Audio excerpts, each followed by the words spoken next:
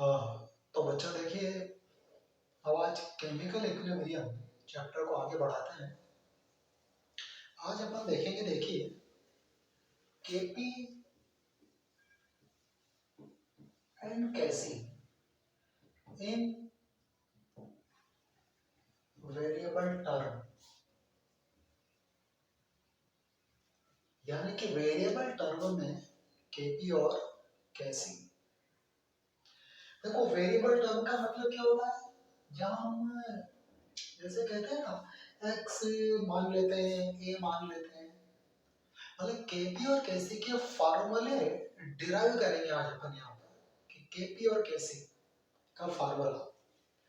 अब ये जो केपी और कैसी का जो फार्मूला है, ये डिपेंड करता है रिएक्शन के स्टोइकियोमेट्री के ऊपर। अब देखो, यहाँ पर तीन कंडीशन है। देखिए, पहली चीज, when delta n equal to zero, ऐसे रिएक्शंस जिसमें कि डेल्टा एन की वैल्यू जीरो हो, उनके लिए केपी और कैसी का, उनके लिए पहली चीज तो केपी और कैसी इक्वल होते हैं, बराबर होते हैं। अच्छा, इक्वल होते हैं, बट फार्मूले की फॉर्म में कैसे रहेगा? देखो, न्यूमेरिकल तो पहले कर ही चुके हैं। अब केपी और कैसे का फार्मूला, अब कोई ऐसी इक्वेशन अज्यूम कर लो जिसमें डेल्टा एन जीरो हो, तो जैसे कि n2 plus O2 equal to 2 NO। अब जरा देखो, इसमें बड़ा साफ नजर आ रहा है कि आपके डेल्टा एन जीरो है, क्योंकि रिएक्टेंट के भी 2 मोल है और आपके प्रोडक्ट के भी 2 मोल है। मान लीजिए starting of the reaction nitrogen के स्मॉल a मोल है, ऑक्सीजन के स्मॉल b मोल है और NO के 0 मोल है।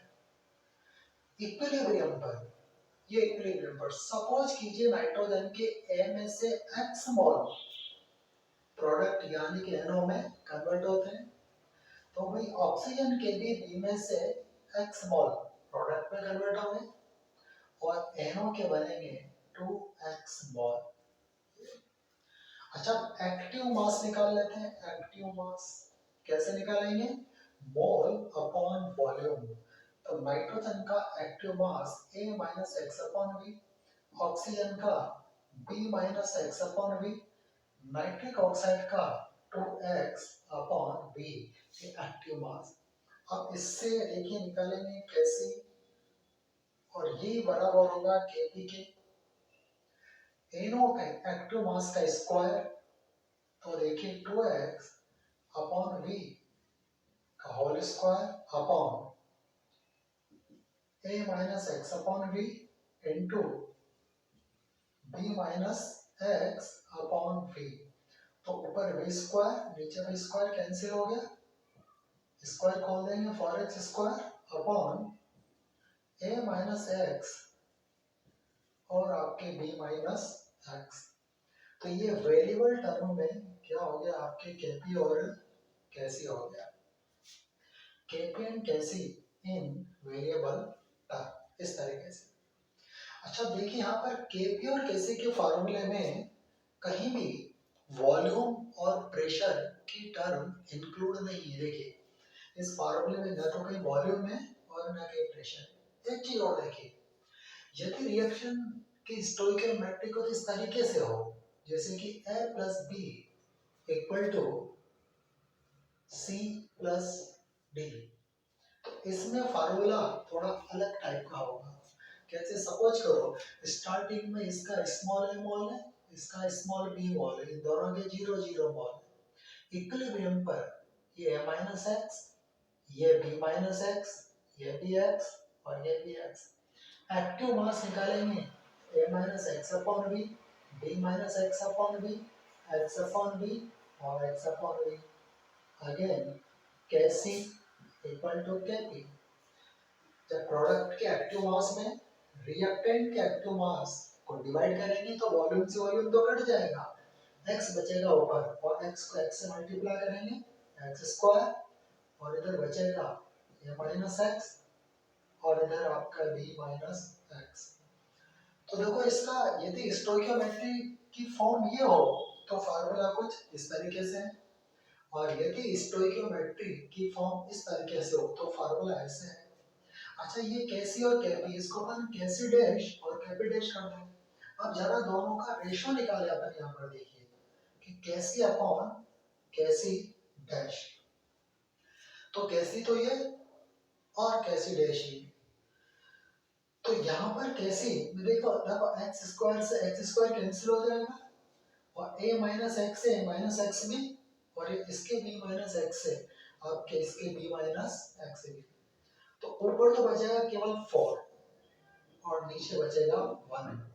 तो रेशो क्या आ गया आपके यहाँ पर 4:1। यानी कि देखिए डेल्टा n इक्वल टू 0 में भी स्टोइकियोमेट्री डिफरेंट आने पर इक्विलिब्रियम कांस्टेंट डिफरेंट हो जाते हैं। हालांकि दोनों में डेल्टा n 0 है बट फिर भी दोनों के फार्मूले में 4 का डिफरेंस है। यानी कि इसका कैसी इसके कैसी से 4 गुना ज्यादा है। तो ये पहली condition delta n equal to 0। इस पहली कंडीशन में दोनों फार्मूले में ही इसमें भी और इसमें भी प्रेशर और वॉल्यूम की टर्म नहीं है। और इसका एक ही मतलब होता है कि जो डेल्टा n इक्वल टू 0 वाली जो इक्विलिब्रियम है उनमें डिग्री ऑफ डिसोसिएशन यानी कि x प्रेशर और वॉल्यूम पर डिपेंड नहीं करता। तो एक इंपॉर्टेंट नोट्स यहाँ पर हमारे सामने आता है देखिए वो ये है कि P यानी कि प्रेशर V यानी कि volume are not involved in formula of Kp and Kc। अच्छा जो इक्विलिब्रियम कांस्टेंट है ये और ये इसके बारे में तो पहले डिस्कस कर चुके हैं। इक्विलिब्रियम कांस्टेंट केवल 3 चीजों से अफेक्टेड होता है जो कल हमने पढ़ा था। Number 1 mode of reaction, number 2 stoichiometry और नंबर 3 आपका टेम्परेचर। यानी कि प्रेशर और वॉल्यूम पर इक्विलिब्रियम कांस्टेंट डिपेंड नहीं करता। तो प्रेशर और वॉल्यूम पर कौन डिपेंड करेगा? एक्स डिपेंड करेगा। और एक्स क्या है? डिसोसिएशन है, रिएक्टेंट की वो क्वांटिटी है जो प्रोडक्ट में कन्वर्ट होती है। बट यदि डेल्टा n इक्वल टू 0 है तो यहाँ पर प्रेशर और वॉल्यूम एक्स को भी अफेक्टेड नहीं करेगा। यानी कि डिसोसिएशन अमाउंट ऑफ डिसोसिएशन को भी अफेक्टेड नहीं करेगा। तो मतलब ये निकला कि pressure and volume are not involved in formula of Kp and Kc. So degree of dissociation does not depend on pressure and volume for delta n equal to 0 type reaction। मतलब ऐसी reaction जिसमें कि delta n equal to 0 है उस reaction के degree of dissociation या degree of dissociation के ऊपर प्रेशर और वॉल्यूम का कोई इफेक्ट नहीं होगा। ये पहला एग्जांपल इसका देगा delta n equal to 0।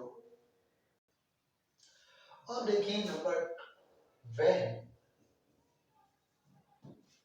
Delta n greater than 0। अब डेल्टा n ग्रेटर देन 0 का मतलब है delta n equal to positive. और ये पॉजिटिव कब होगा? जब प्रोडक्ट के मोल रिएक्टेंट के मोल से ज्यादा हो। कोई भी एक एग्जांपल ले लेते हैं इस तरीके का। जैसे कि एग्जांपल लेते हैं कि N2O4 का डीकंपोजिशन टू NO2।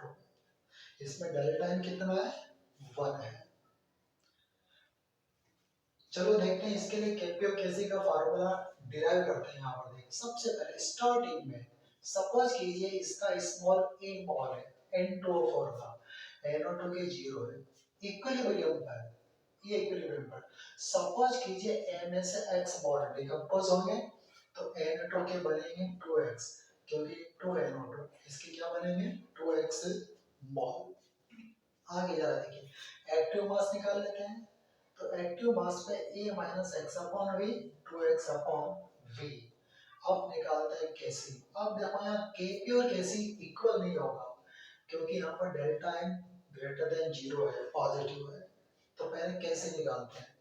तो यहाँ पर देखिए NO2 की कंसंट्रेशन का स्क्वायर, इसकी कंसंट्रेशन ये रही, स्क्वायर करेंगे इसका तो 4h square upon v square. इधर देखिए, इधर N2O4 की कंसंट्रेशन अपॉन में, तो 1 a minus x upon v।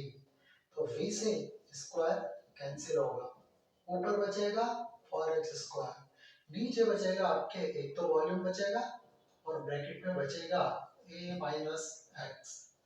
तो ये आपका केसी, और यहाँ केसी के फार्मूले में वॉल्यूम की टर्म है। इसका मतलब यदि वॉल्यूम चेंज करेंगे तो कैसे तो चेंज नहीं होगा, क्योंकि ये तो केसी तो खाली तीन ही चीजों से अफेक्टेड होता है, मोड ऑफ रिएक्शन, स्टोइकियोमेट्री और टेम्परेचर। यदि वॉल्यूम आप चेंज करोगे तो फंडामेंटली मैथमेटिकली कैसे घटना चाहिए, क्योंकि वॉल्यूम डिनोमिनेटर में है, लेकिन कैसे घटेगा नहीं। वॉल्यूम इंक्रीज करते ही एक्स भी इंक्रीज होने लग जाएगा। एक्स जैसे वॉल्यूम इंक्रीज करेंगे डिग्री ऑफ डिसोसिएशन बढ़ेगा, और एक्स बढ़ेगा तो प्रोडक्ट के मोल बढ़ेंगे। तो यहाँ पर देखिए एक्स और वॉल्यूम में एक रिलेशन होता है। वो रिलेशन क्या है, उस रिलेशन को निकालने के लिए एक बड़ा सिंपल सा एक तरीका है। देखिए सपोज करो x की वैल्यू बहुत कम है, x बहुत कम है, x बहुत कम होगा तो a minus x approximately a के बराबर हो जाएगा। ध्यान देना, मैं थोड़ा डायरेक्ट बता रहा हूँ। सपोज करो x की वैल्यू बहुत थोड़ी सी है, यानी कि इक्विलिब्रियम पर रिएक्टेंट के थोड़े से मोल ही प्रोडक्ट में कन्वर्ट होते हैं। अब x बहुत कम है तो a minus x approximately a के बराबर ही होगा। a कांस्टेंट है, इस कांस्टेंट को आपने कैसे के साथ ले लिया, यहाँ नीचे दोबारा लिखता हूँ इसको। देखिए four H square upon v A minus x. तो यहाँ मान लीजिए x is very very small than a, उस केस में क्या होगा, a minus x approximately equal to a। ये हम x और v के बीच में एक रिलेशन निकाल रहे हैं, क्योंकि आपने देखा यहाँ वॉल्यूम का चेंज डिग्री ऑफ डिसोसिएशन को चेंज कर रहा है, क्योंकि केसी तो वॉल्यूम से चेंज होता नहीं। अब देखिए तो यहाँ पर क्या बचेगा, देखिए KC equal to 4h square upon v into a, क्योंकि a minus x approximately a के बराबर हो गया। तो यहाँ पर h स्क्वायर इक्वल टू क्या आ जाएगा, देखिए केसी इंटू a, ठीक है ना, वॉल्यूम भी आ जाएगा, अच्छा 4 अपॉन 4 नीचे आ जाएगा और इंटू वॉल्यूम। और ये पूरी टर्म कांस्टेंट है, और यदि ये कांस्टेंट है तो x square proportional to v, x proportional to root of v, यानी कि वॉल्यूम बढ़ेगा तो आपकी degree of dissociation under root में बढ़ेगी, अंडर रूट में बढ़ेगी। अब आगे इस रिलेशन को निकालने के लिए इतना कुछ करने की जरूरत नहीं है, हम डायरेक्ट इन दोनों को भी ले सकते थे कि एक्स स्क्वायर अपॉन वी, इसको सीधा यदि प्रोपोर्शनल कर दें, कांस्टेंट के बराबर कर दें, सीधा हम इसको कर दें कि x square upon v proportional to constant, तो भी आपका रिलेशन हो जाएगा कि x proportional to under root of v, यानी कि डिग्री, इस तरह के रिएक्शन में डिग्री ऑफ डिसोसिएशन वॉल्यूम के अंडर रूट के प्रोपोर्शनल होगा। यदि वॉल्यूम चेंज होगा तो डिग्री ऑफ डिसोसिएशन चेंज तो होगा, बट इस रिलेशन के तहत होगा। ये देखिए ऐसे ये रेशो आ जाएगा यहाँ, यदि वॉल्यूम को 4 गुना कर दें तो डिग्री ऑफ डिसोसिएशन का रेशो होगा 1:2। इस तरह से, जैसे कि एक छोटा सा सवाल है, इन N2O4 गैस और 2NO2 गैस, ये गैसेस इक्विलिब्रियम है। If volume increase by 4 times, what is ratio of degree of dissociation? Degree of dissociation तो बड़ा सिंपल है यहाँ पर, तो रिलेशन फिर ये काम आएगा, इसको नोट कर लेना।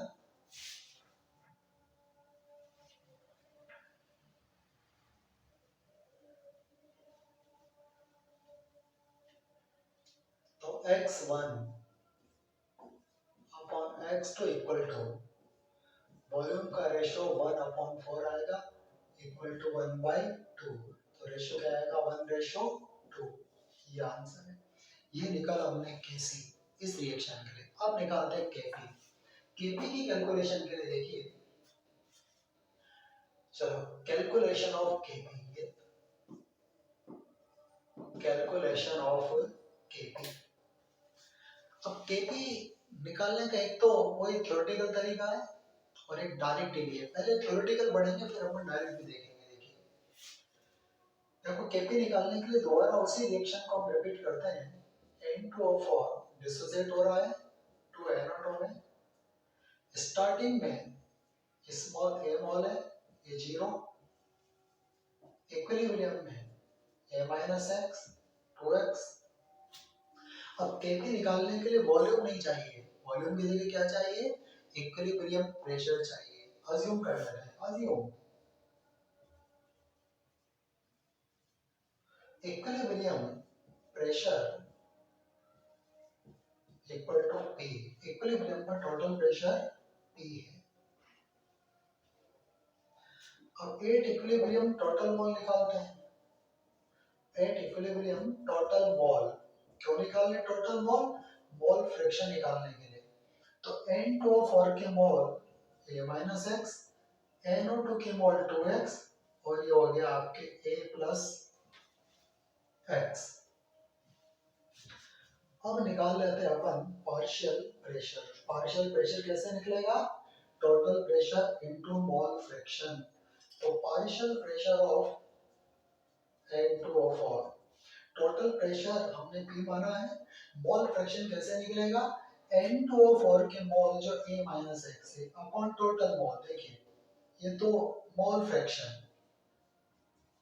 a-x N2O4 के मोल है, a+x टोटल मोल है, और ये टोटल प्रेशर P। आगे देखिए, partial pressure of NO2, NO2 के मोल 2x है, टोटल मोल a+x है, और टोटल प्रेशर कितना है? P है। अब Kp, Kp ऊपर तो पार्शियल प्रेशर ऑफ PnO2, इसका स्क्वायर कर देते हैं। अब देखो मैं डायरेक्ट स्क्वायर कर रहा हूँ यहाँ पर, 2 का स्क्वायर 4, x का स्क्वायर P का स्क्वायर अपॉन a+x का स्क्वायर अपॉन, इधर देखिए पार्शियल प्रेशर ऑफ PN2O4, तो a-x into P, a-x into P upon a+x upon a+x। P से P का स्क्वायर कैंसिल, a+x से a+x का स्क्वायर भी कैंसिल, और Kp क्या है? देखिए 4x स्क्वायर अपॉन, देखो यहाँ तो बचा a+x और नीचे बचेगा a-x, और 4x square upon a square minus x square. ये निकला आपका Kp। अच्छा, प्रेशर भी ऊपर बचा हुआ है, तो प्रेशर की टर्म भी आएगी यहाँ पर ये प्रेशर। तो यहाँ पर केपी के फार्मूले में प्रेशर है, तो यहाँ पे डिग्री ऑफ डिसोसिएशन प्रेशर से अफेक्टेड होगा। कैसे होगा जरा देखिए। तो प्रेशर इंक्रीज होगा तो केपी इंक्रीज होना चाहिए, बट केपी इंक्रीज नहीं होगा। प्रेशर के बढ़ते ही एक्स डिक्रीज हो जाएगा। और कितना डिक्रीज होगा एक्स, ताकि केपी कांस्टेंट बना रहा है। अब यहाँ पे एक्स स्क्वायर और पी को रिलेट करने के लिए हम क्या करें, सीधा इसको प्रोपोर्शनल कर देते हैं, इक्वल टू प्रोपोर्शनल, ये प्रोपोर्शनल टू कांस्टेंट। तरीका वही रहेगा कि x को a से बहुत कम मान लेंगे तो a माइनस एक्स ए के बराबर हो जाएगा। तो उस टर्म में फिर a स्क्वायर कांस्टेंट है, 4 कांस्टेंट है, कैसी कांस्टेंट है, तो h स्क्वायर इनटू p बराबर क्या आ जाएगा, कांस्टेंट या प्रोपोर्शनल आ जाएगा कांस्टेंट। तो सीधा हम इसको ले लेते हैं, यहाँ पर देखिए इसका ले लेते हैं h square into p proportional to constant, यानी कि x proportional to under root of p। ये रिलेशन निकला x1 upon x2 equal to p2 upon p1 और ये अंडर रूट, ये रिलेशन निकला। और वैसे भी प्रेशर देखो वॉल्यूम के इनवर्स होता है ये।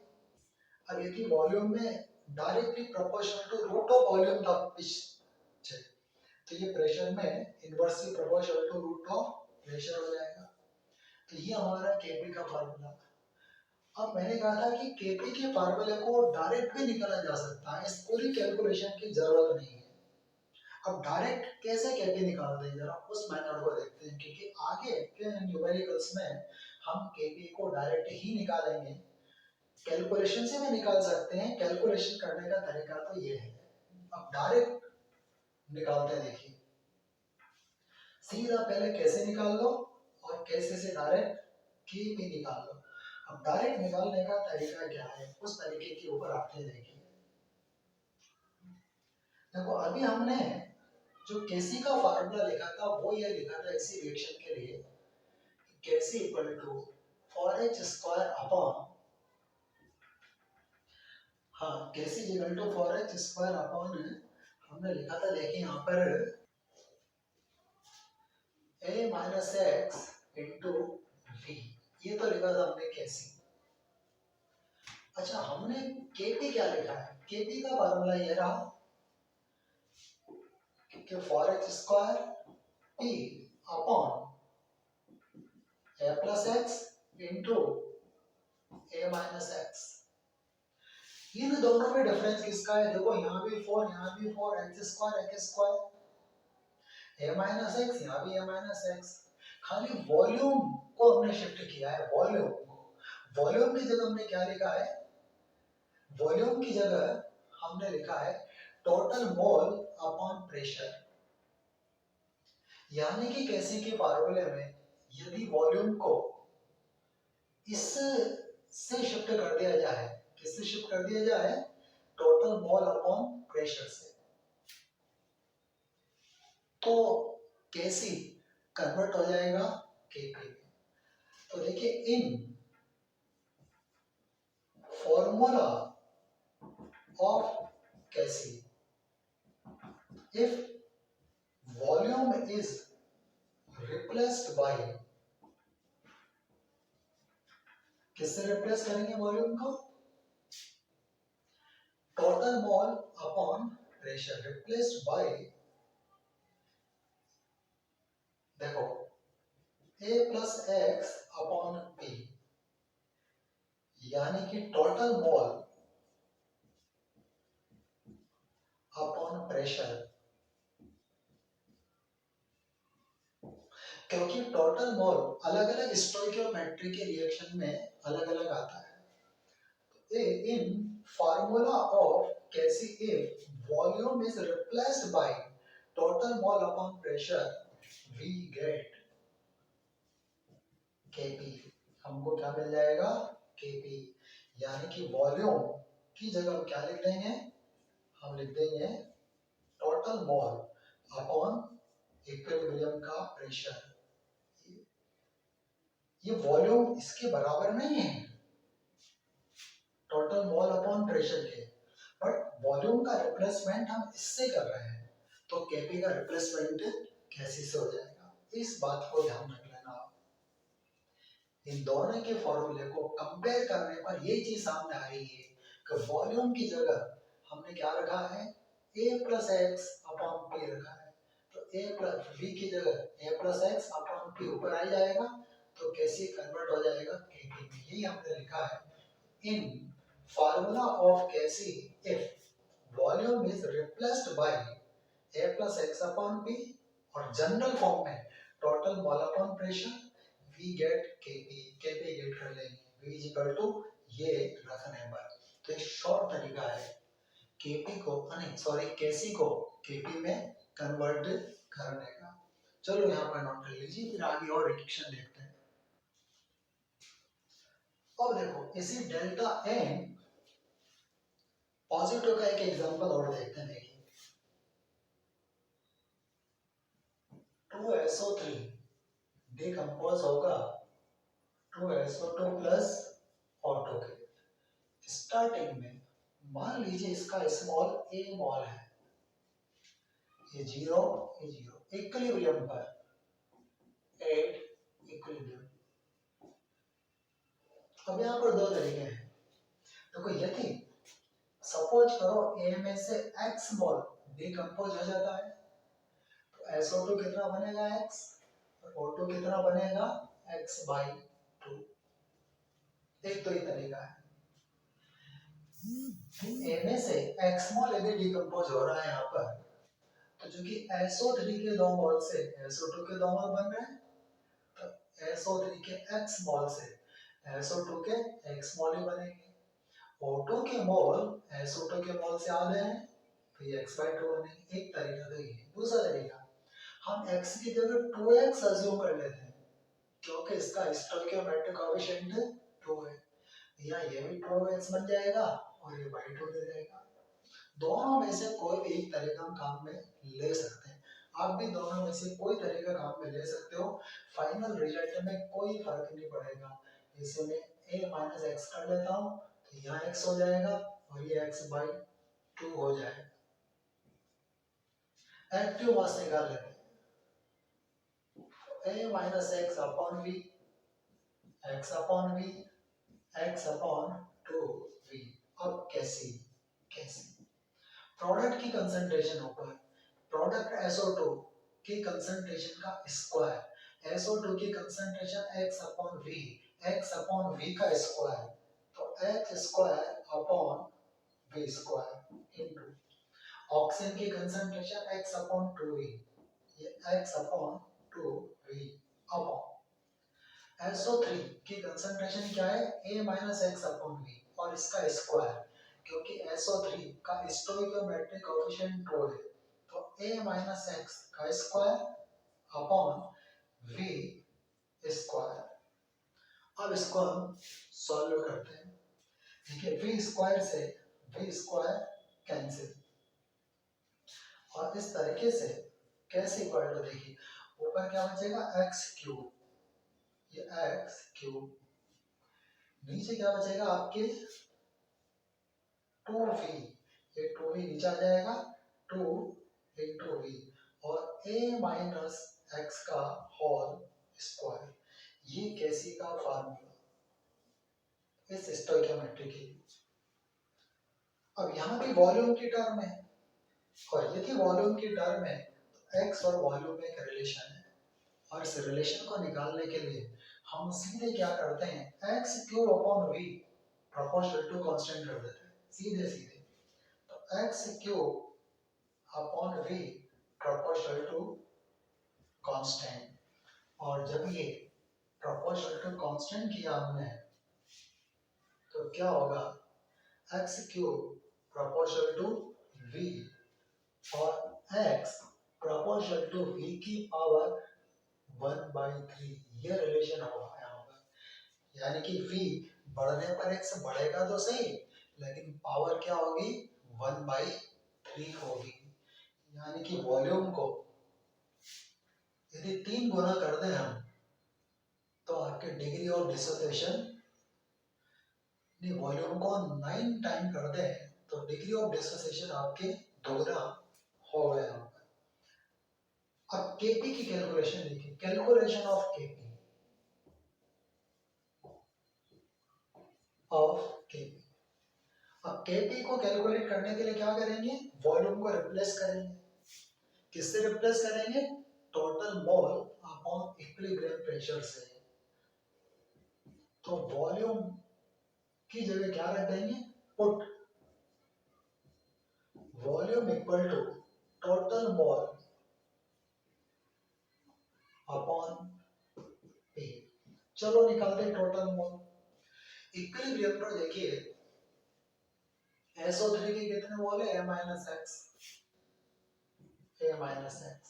SO2 के कितने मोल है, X। और ऑक्सीजन के कितने हैं, X/2। X से X कैंसिल, तो वॉल्यूम तो आ गया total mole, volume equal to total mole और अपॉन P। चलो volume equal to A plus X/2 upon P और 2A plus X upon 2P, ये X है। तो वॉल्यूम की जगह हम क्या रख देंगे, 2A plus X upon 2P, किसमें, Kc के फार्मूले में। तो आपका Kp आ जाएगा, Kp equal to X cube upon 2। Volume की जगह रखेंगे ये टर्म, टर्म क्या है, 2A plus X upon 2P, ये अपॉन 2P, ये V की जगह रखा हमने, क्या रखा V की जगह, 2A plus X upon 2P, ये तो नीचे आ जाएगा, ये रखा 2A plus X upon P, किससे जगह, वॉल्यूम की जगह। यहाँ E माइनस X का होल स्क्वायर पहले से, ये 2 से 2 कैंसिल होगा और यहाँ पर Kp इक्वल टू होगा x cube into P upon 2A plus x into A minus x का स्क्वायर, ये आपके Kp। अब यहाँ पे प्रेशर की टर्म शामिल है, तो यदि वॉल्यूम का रिलेशन ये है x के साथ, अब जो कि प्रेशर वॉल्यूम के इनवर्सली प्रोपोर्शनल है, देखिए केसी के फार्मूले में वॉल्यूम नीचे आ रहा है, तो केपी के फार्मूले में प्रेशर ऊपर आ रहा है। यहाँ पर इस रिलेशन को निकालने के लिए x और p के बीच में हम वही तरीका अपनाएंगे। यहाँ पर तरीका ये है, x cube into P proportional to constant कर देते हैं। यहाँ पर देखिए x cube into P proportional to constant, ये कांस्टेंट है, तो x proportional to 1 upon p का रूट क्यूब, ये रिलेशन यहाँ पर x और p के बीच में। तो ये हमने देखा दो तरह के अलग अलग एग्जांपल लिए, जिसमें कि डेल्टा n की वैल्यू पॉजिटिव है। चलिए इसे नोट कीजिए। अब देखिए, अब अपन डेल्टा n नेगेटिव वाला को एग्जांपल लेते हैं। देखिए when delta n is negative, अब नेगेटिव कब होगा, जब प्रोडक्ट के मोल रिएक्टेंट के मोल से कम होंगे। चलो एक बहुत ही वेल नोन एग्जांपल लेते हैं यहाँ पर, नाइट्रोजन प्लस हाइड्रोजन से अमोनिया बनाते हैं, वेल नोन रिएक्शन है। स्टार्टिंग में अज्यूम करते हैं कि नाइट्रोजन के स्मॉल a मोल है, हाइड्रोजन के स्मॉल b और अमोनिया के 0 मोल। इक्विलिब्रियम पर सपोज करो नाइट्रोजन के एक मोल में से x मोल, a मोल में से x मोल डिकम्पोज हो जाते हैं, तो वही हाइड्रोजन के b में से 3x मोल अमोनिया में बदलेंगे और अमोनिया बनेगी 2x मोल, क्योंकि नाइट्रोजन का 1 मोल हाइड्रोजन के 3 मोल से रिएक्शन करके अमोनिया के 2 मोल फॉर्म कर रहा है। इसलिए नाइट्रोजन का x मोल हाइड्रोजन के 3x मोल से रिएक्ट करके अमोनिया के 2x मोल फॉर्म करेगा।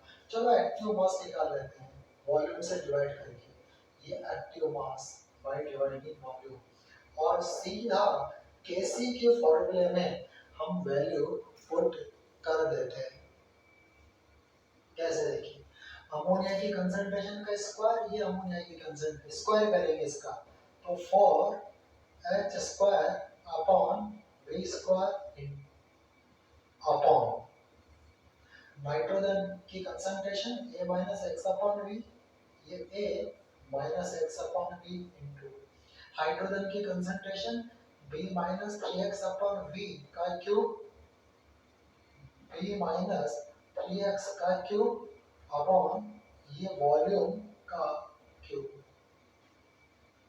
अब ये वॉल्यूम वाली टर्म कटेगी यहाँ पर, तो देखिए Kc बराबर आपके आ जाएगा, Kc बराबर 4h स्क्वायर अपॉन, अच्छा वो यहाँ देखिए वॉल्यूम का स्क्वायर है और यहाँ वॉल्यूम की पावर 4 है, क्यूब और 1 4, तो ऊपर आ जाएगा वॉल्यूम का स्क्वायर, नीचे बचेगा आपके a माइनस एक्स और इधर b माइनस 3x का क्यूब। ये तो हो गया Kc का फार्मूला। अब इस फार्मूले में वॉल्यूम की टर्म शामिल है, इसलिए यहाँ भी डिग्री ऑफ डिसोसिएशन यानी कि x के ऊपर वॉल्यूम का इफेक्ट होगा।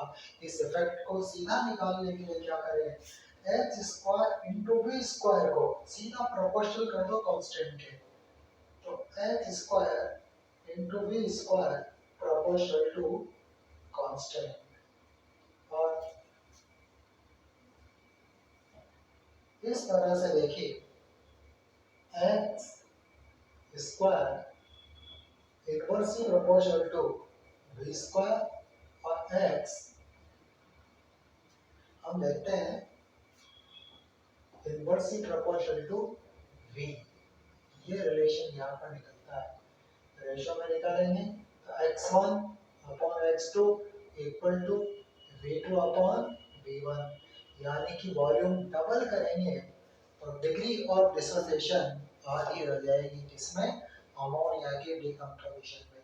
अब Kp की कैलकुलेशन करते हैं, calculation of Kp, calculation of Kp कैसे करेंगे, Kp की कैलकुलेशन कि वॉल्यूम को रिप्लेस कर देंगे किससे, टोटल मोल अपॉन प्रेशर से, तो put V equal to total mole upon pressure, निकालो टोटल मोल इक्विलिब्रियम था, इक्विलिब्रियम पर नाइट्रोजन का मोल है a माइनस एक्स, हाइड्रोजन का मोल है आपके पास b माइनस 3x, अमोनिया का मोल है 2x अपॉन p, तो a plus b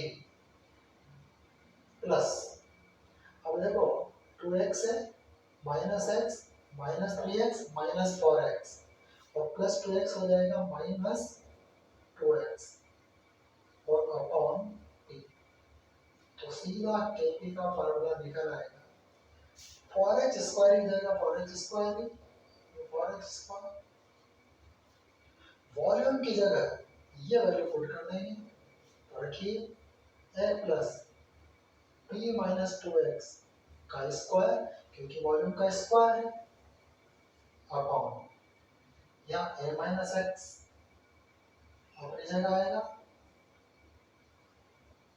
b minus 3x का क्यूब अपनी जगह आएगा, और ये जो प्रेशर है ये नीचे स्क्वायर में आ जाएगा, और ये आपके Kp का फार्मूला। अब x और p रिलेटेड है, अब x वॉल्यूम के इनवर्सली प्रोपोर्शनल है तो प्रेशर क्या हो जाएगा, डायरेक्टली प्रोपोर्शनल, ध्यान से नोट कीजिए, और इसमें हम प्रेशर और वो x की रिलेशन क्या होगी, x proportional to p, x1 upon x2 equal to p1 upon p2, ये आपके वेरिएबल टर्म में हमने देखा Kp और कैसे कैलकुलेट किया जाता है। और देखो एक नई टर्म है रिएक्शन कोशिएंट, रिएक्शन कोशिएंट, इसका सिंबल क्यों? देखो रिएक्शन कोशिएंट और इक्विलिब्रियम कांस्टेंट दोनों के फार्मूले एक ही जैसे हैं, लेकिन दोनों की मैथमेटिकल वैल्यू अलग अलग हो सकती है, डेफिनेशन तो अलग अलग है ही। देखो इक्विलिब्रियम की स्टेट पर प्रोडक्ट और रिएक्टेंट की कंसंट्रेशन का रेशो ये कहलाता है इक्विलिब्रियम कांस्टेंट। जैसे मान लो कोई रिएक्शन है ए टू बी है, तो इसके लिए केसी का जो फार्मूला है वो भी concentration of B upon concentration of A, या 2a इक्वल टू बी कर देते थे, स्क्वायर आ जाएगा। और रिएक्शन कोशिएंट का फार्मूला भी यही है, स्क्वायर। फिर आगे फर्क क्या है? फर्क एक ही है, ये 8 state of equilibrium, state of equilibrium state पर इक्विलिब्रियम अटेन होने के बाद, इक्विलिब्रियम एस्टैब्लिश होने के बाद प्रोडक्ट और रिएक्टेंट की इस कंसंट्रेशन का ये रेशो कैसी है, और एनी स्टेट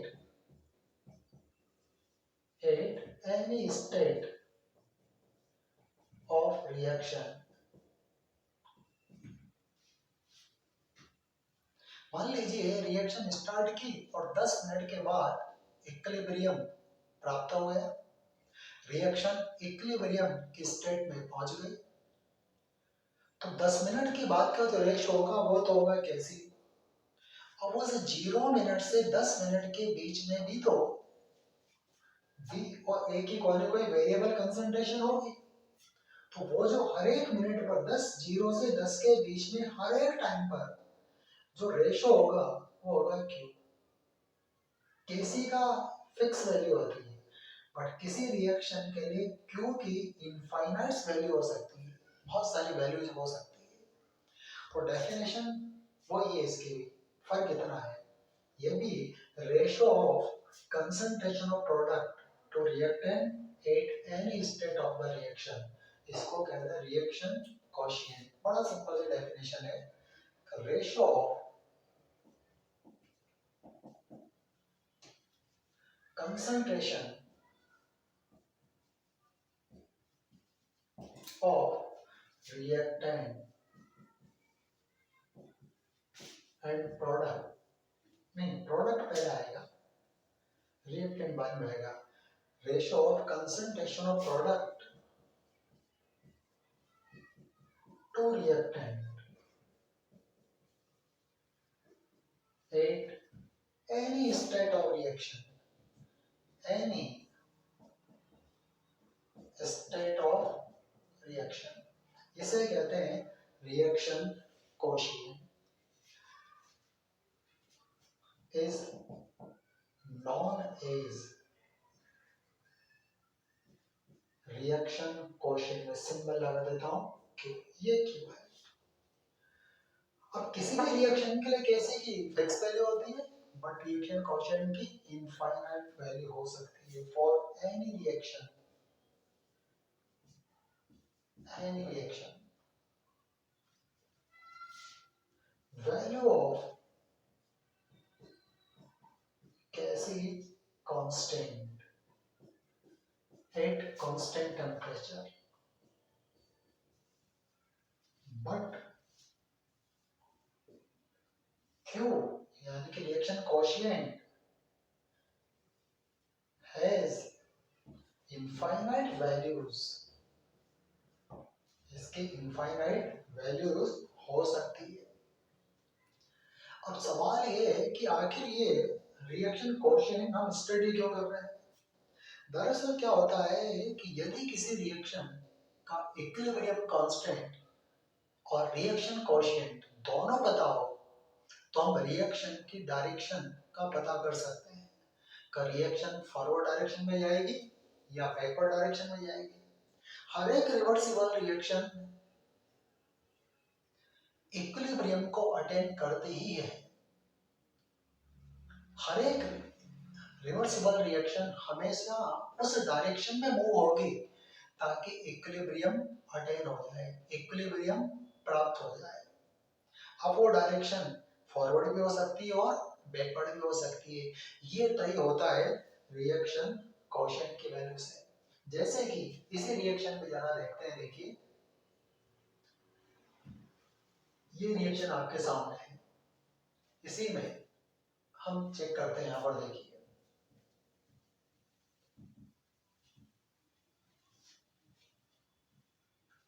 अब देखिए यहाँ पर इफ इसी reaction if Q is less than कैसी, Q मान लीजिए कैसी से लेस देन है Q,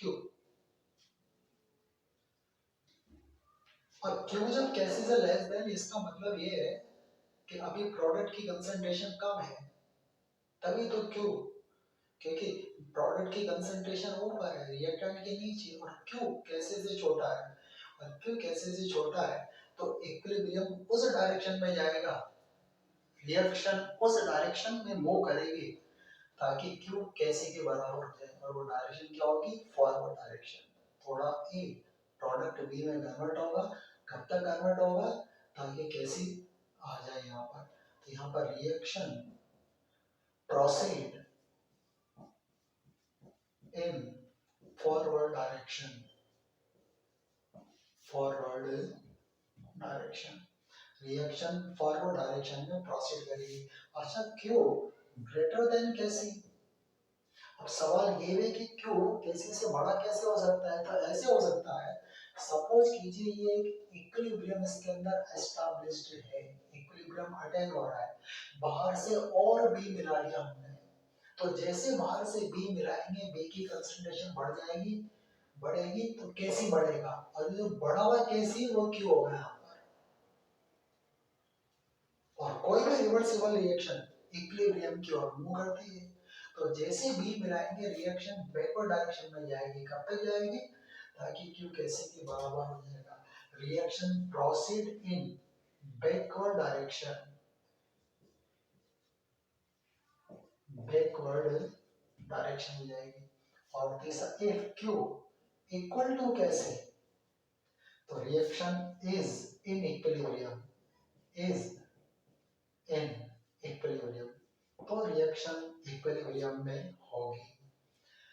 तो यदि किसी रिएक्शन का कैसे पता हो, तो ये रिएक्शन की डायरेक्शन का पता लगा सकते हैं कि रिएक्शन की डायरेक्शन क्या होगी, फॉरवर्ड होगी या बैकवर्ड होगी। इसी के ऊपर एक सवाल है, न्यूमेरिकल देखिए करते हैं यहाँ पर।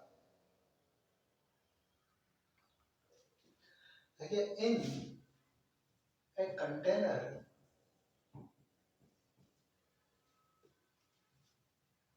given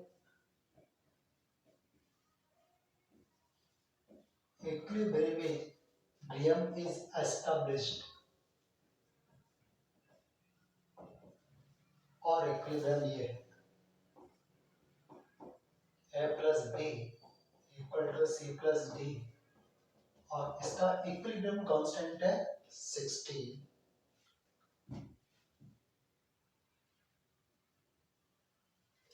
If initially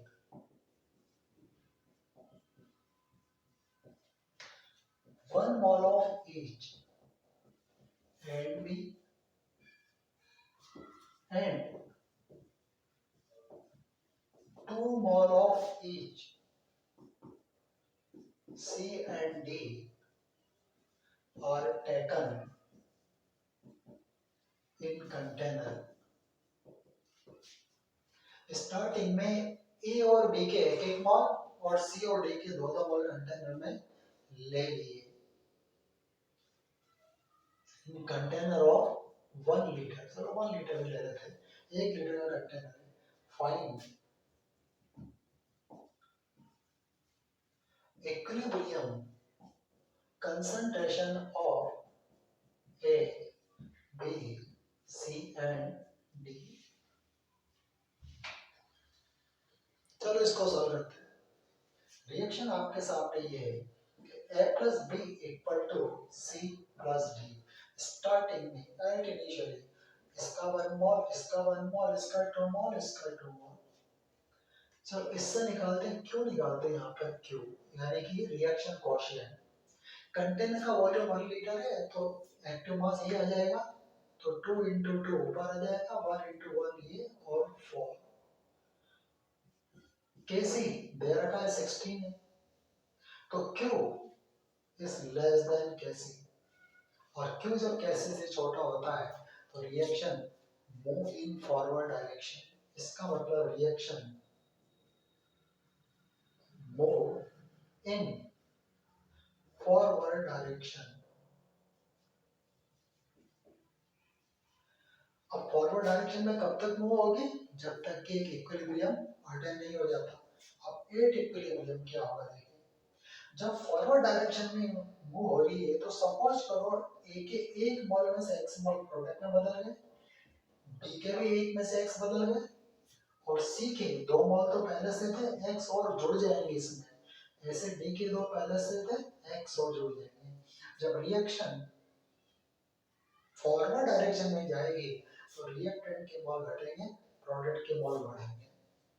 कब तक, जब तक कि कैसे 16 ना हो जाए। अब कैसे equal to 16 equal to product की कंसंट्रेशन ऊपर, तो 2 plus x into 2 plus x ये ऊपर, रिएक्टेंट की कंसंट्रेशन नीचे 1 minus x into 1 minus x ये नीचे, दोनों तरफ अंडर रूट कर देते हैं, तो 16 की जगह आ जाएगा 4, ये आ जाएगा 2 प्लस एक्स, ये आ जाएगा 1 माइनस एक्स। क्रॉस मल्टीप्लाई करके हम इसमें x की वैल्यू निकाल, तो x इक्वल टू यहाँ पर आ जाता है 0.4। अब इक्विलिब्रियम पर इनकी कंसंट्रेशन निकाल लेते हैं, concentration of A equal to concentration of B, ये आपकी कितनी है 1 माइनस एक्स, x कितना है 0.4, 1 माइनस 0.4 यानी कि 0.6 मोल पर लीटर। ऐसे ही concentration of C equal to concentration of D, ये कितना आ गया 2 प्लस एक्स यानी कि 2 plus 0.4 equal to 2.4 mole per litre, और ये आपके आंसर है।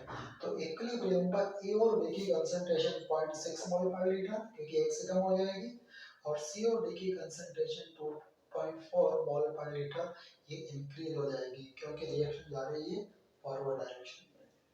नोट कीजिए इसे।